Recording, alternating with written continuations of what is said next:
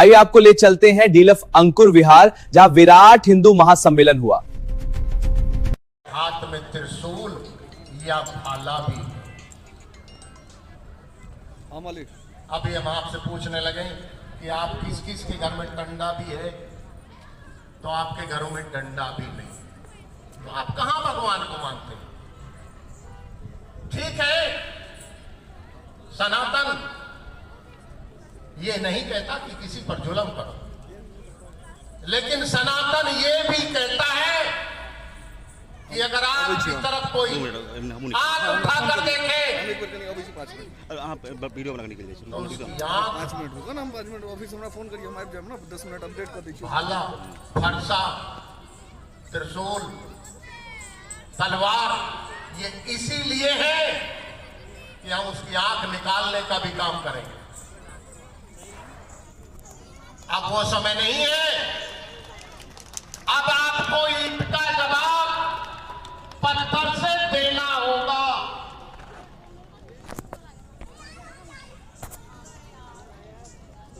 अगर हमें कोई छेड़ता है तो अब हम चुप बैठने वाले नहीं हैं। क्यों? कि आज सनातन को बचाने की जरूरत नहीं है, केवल सनातन को बढ़ाने की जरूरत है। आज हमारा रेडी स्टार्ट शुरू बनेगा,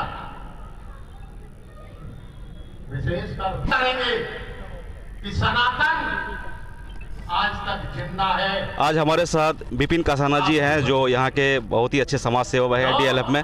तो आइए विपिन कसाना जी से पूछते हैं कि आज जो कार्यक्रम हो रहा है इसके बारे में कुछ बताएं।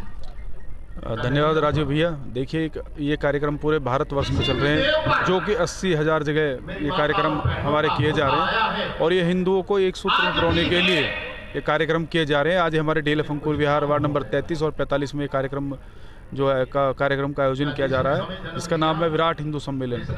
देखिए, आप देख सकते हैं कि हम जातियों में बटे हैं, जबकि हमारा जो धर्म है वो हिंदुत्व है। पर आज के समय में जो हम बातें करते हैं वो जातियों की बातें करते हैं। तो मेरा भी सबसे निवेदन है कि अपने धर्म को पहचानो।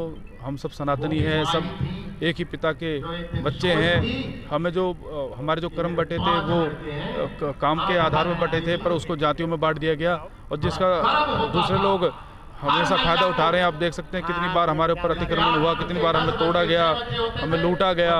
हमारा देश सोने की चिड़िया था, आज हम कहाँ हैं?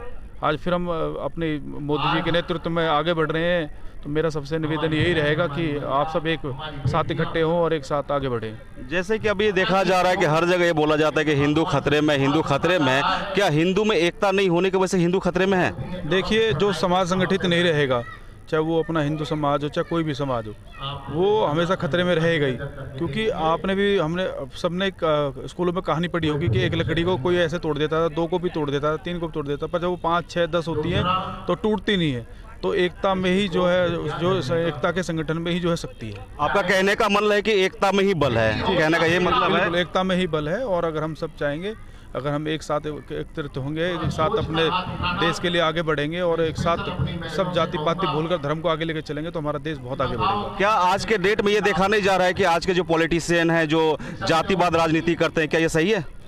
बहुत गलत चीज़ है वो। अभी बहुत सारी चीज़ें बीच में आ रही हैं, क्योंकि जो अपना संगठन है वो हर चीज़ को देख के चलता है। तो मेरा आप सबसे ये अनुरोध है, आपके चैनल के माध्यम से राजीव भैया जी, कि हम सब एक रहें और नेक रहें और अनेक रहें। अच्छा, एक चीज़ और पूछना चाहता हूँ आज के पॉलिटिक्स के बारे में। जैसे आजकल के जो पॉलिटिक्स हो रहा है, वोट मांगा जा रहा है भगवान के नाम पे, क्या ये गलत है? आपको वोट मांगना चाहिए विकास के नाम पे या भगवान के नाम पे? देखिए, वोट तो विकास के नाम पे भी मांगी जाती है, पर भगवान के नाम पे भी मांगी जाएगी। क्योंकि आप देख रहे होंगे जो हमारे विपक्षी हैं, जो राक्षस, जिनको हम राक्षस कुल का कहते हैं, आप देख सकते हैं वो किस तरह से एक मंत्र अपना जो जाप करके और उसको तहस नहस करने में लग जाते हैं। तो आपको भी समझना पड़ेगा, भगवान के बगैर हम लोग नहीं है, भगवान के बगैर हमारी कुछ नहीं है। चलिए, बहुत बहुत धन्यवाद विपिन कसाना जी, आपने समय निकाले। और हमारे साथ तिवारी जी हैं और यहाँ हमेशा कार्यरत रहते हैं। तो तिवारी जी, आपका स्वागत है न्यूज़ इंडिया में।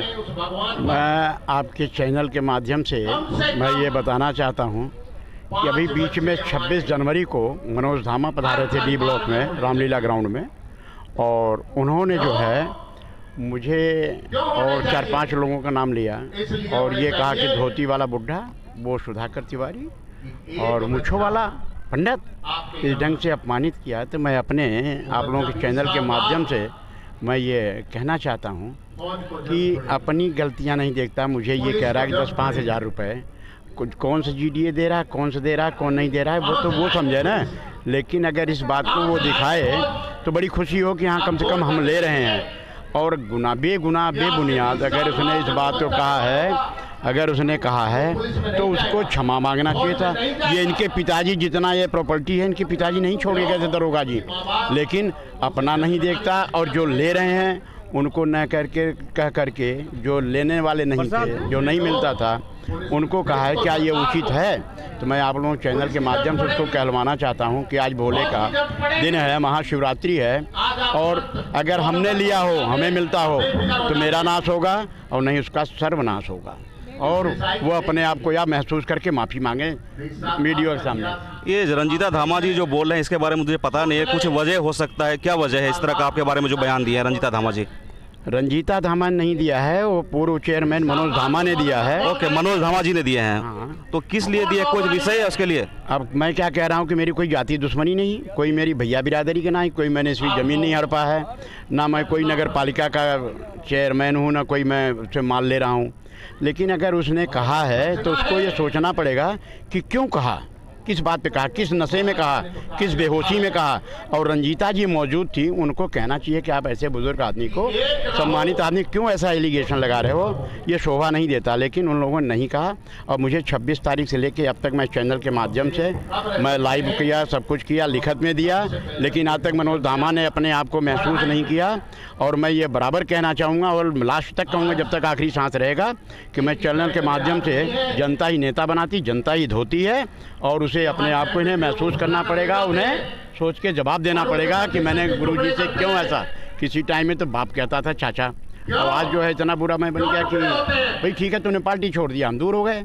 रही बात है कि आपस में द्वेष भावना तो नहीं होनी चाहिए, किसी को गलत चीज़ कहें। भाई रंजीता भी जी तो दोनों का गठबंधन ही तो है भाई, कोई बुराई तो है नहीं, लेकिन इस ढंग से बोलना उनके लिए नुकसानदायक है। और मैं बराबर चैनल पे आता रहूँगा, मैं बराबर सबको कहता रहूँगा कि इसको प्रभु सद्बुद्धि दें, किस नशे में कहा, किसके कहने पे कहा, ये चाहे फेसबुक के वो आज उससे लाइव के माध्यम से कैसे भी ये अपना कहे, माफ़ी मांगे, और तभी मैं इसका पीछा छोड़ूंगा, नहीं तो मैं कहता ही रहूँगा।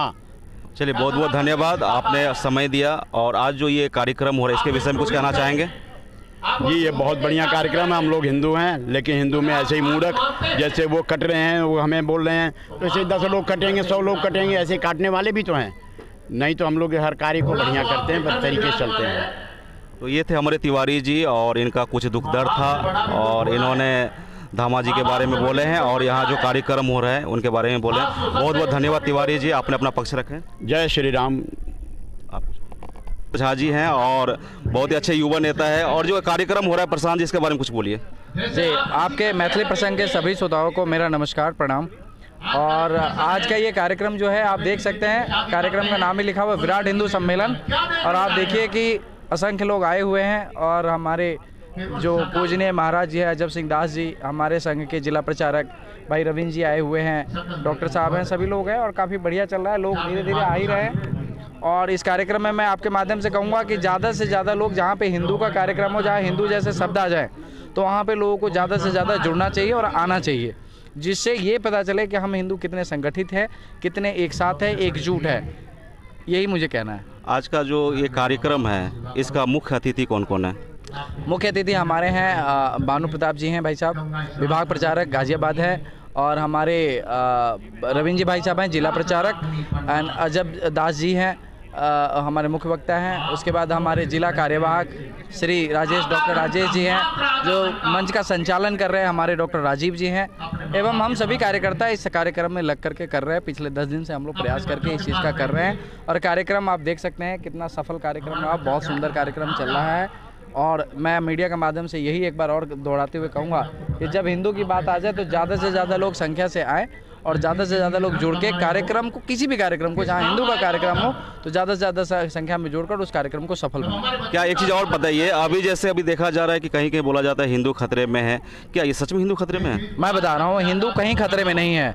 ये एक प्रोपोगंडा है, कांग्रेस के द्वारा फैलाया हुआ एक प्रोपोगंडा है और इस प्रोपोगंडा में हमें फंसना नहीं है। इनके द्वारा फंडिंग जो कांग्रेस को आ रही है उस फंडिंग को यूज़ करके ये हिंदू को बरगलाते हैं, कभी यूजीसी के नाम पे, कभी हिंदू खतरे के नाम पे, कभी किसी के नाम पे, कभी कुछ के नाम पे, जबकि ऐसा कुछ नहीं है। सब हिंदू संगठित है और हिंदू कभी से खतरे में नहीं रहा। जब मुल्ला काजी ये सब आए तो दौड़ा दौड़ा कर मार मार के भगाया हिंदुओं ने, और आज ये भारत हिंदू का था, है और आगे भी रहेगा। अब जैसे यूजीसी पे आए हैं तो यूजीसी क्या जो अभी चल रहा है यूजीसी, इसके ऊपर क्या इससे कोई खतरा है यूजीसी से? यूजीसी जैसी चीज़ अब रही नहीं, सुप्रीम कोर्ट ने रोक लगा दी और भारत सरकार ने साफ साफ कहा है कि यूजीसी जो एक डिपार्टमेंट है उसको हम बंद करेंगे। ये सही है ही नहीं और इसके ऊपर कुछ नया संशोधन करके एक नई चीज़ लाएंगे और ना तो किसी भी जो हिंदू है उसको किसी को भी खतरा नहीं है। जो पढ़ने लिखने वाला बच्चा होगा वो अपने आप निकल जाएगा। और एक चीज़ और थोड़ा पॉलिटिक्स के पूछते हैं, क्या आज के जो कुछ नेता लोग हैं भगवान के नाम पे वोट मांगते हैं, तो भगवान के नाम पे वोट मांगना चाहिए, विकास के नाम पे वोट मांगना चाहिए? देखिए, जिसने भगवान के नाम पे काम किया है या भगवान का काम किया है उसको भगवान के नाम पे भी वोट मांगने का अधिकार है। मैं कारण बताता हूँ, भारतीय जनता पार्टी की सरकार में 500 वर्षों से लंबित और ना जाने कितने हमारे पुरखे लड़ाई लड़के और इसमें वो शहीद हो गए, लेकिन आज जब भारतीय जनता पार्टी की सरकार आई है, सत्य सनातन हिंदू की सरकार आई है, तब जाकर के राम मंदिर बना है। तो कहीं ना कहीं भारतीय जनता पार्टी को अधिकार है कि वो धर्म भगवान के नाम पर भी वोट मांगे। चलिए, बहुत बहुत धन्यवाद प्रशांत जी, आप न्यूज़ इंडिया से जुड़े, बहुत बहुत धन्यवाद और शिवरात्रि की हार्दिक शुभकामनाएं। आप सभी को शिवरात्रि की हार्दिक शुभकामनाएं, आप सभी को बहुत बहुत बधाई। अहाँ सब गोटा के शिवरात्रि के बहुत बहुत बधाई, शुभकामनाएं। अहाँ सबके घर में भगवान शिव कृपा के, शिव जी के अनुकंपा बनल रहे, कृपा बनल रहे। अहाँ सब स्वस्थ रहू, दीर्घायु रहू और समाज सेवा करित रहू। जय श्री राम, जय मिथिला, जय सीता मैया, जय जानकी मैया। और आसामीज गमछा लेने चाहिए, आसाम से चाहिए क्या? नहीं, आसाम से नहीं चाहिए। रेडी? और हमारे साथ और एक गणमान्य व्यक्ति जुड़े हैं, सर अपना नाम बताएं। मेरा नाम पंडित अमित झा है जी। आज जो ये कार्यक्रम हो रहा है इसके बारे में कुछ बताइए। देखिए, ये विराट हिंदू सम्मेलन जो है हमारे हिंदू सनातन का सबसे बड़ा त्यौहार के रूप में हम लोग मनाते हैं। हिंदू जितने भी सनातनी हैं त्यौहार के रूप में इस विराट हिंदू सम्मेलन को हम लोग सम्मानित करते हैं, बशर्ते हम लोग गर्व से कहते हैं हिंदू हैं। तो इस पे तो पूछने की कोई बात ही नहीं है। ये हम लोग हिंदू हैं तो हिंदू सनातनी हरदम शुरू से सनातनी आज का थोड़े ना, हम लोग शुरू से ही सनातन को अतुल्य है हम लोगों के लिए। सनातनी इस धर्म पे गर्व महसूस करते हैं। आप मिथिला से कहाँ से बिलोंग करते हैं? मैं मिथिला से, मेरा तो वैसे घर पड़ता है मुजफ्फरपुर जिला, लेकिन मिथिला में मेरा ननिहाल है और मेरा ससुराल भी मिथिला में है। बसेठ चांदपुरा, जहाँ के स्वामी धीरेन्द्र ब्रह्मचारी थे, हमारी माता जी मिथिलावासी थी। चलिए, बहुत बहुत धन्यवाद, आप न्यूज़ इंडिया से जुड़े, बहुत बहुत धन्यवाद और शिवरात्रि की हार्दिक शुभकामनाएं। आप इस मौके पे श्री राम निवास जी ने हमें जानकारी दी कि आज DLF अंकुर विहार, SLF वेद विहार, रॉयल गार्डन में आज कई जाने माने लोग आए हैं और श्री राम निवास जी जितने भी लोग आए थे उन्हें संघ का सॉल और तिलक लगा के स्वागत किए। तो ये थे आज की खबरें, बने रहिए न्यूज़ इंडिया के संग।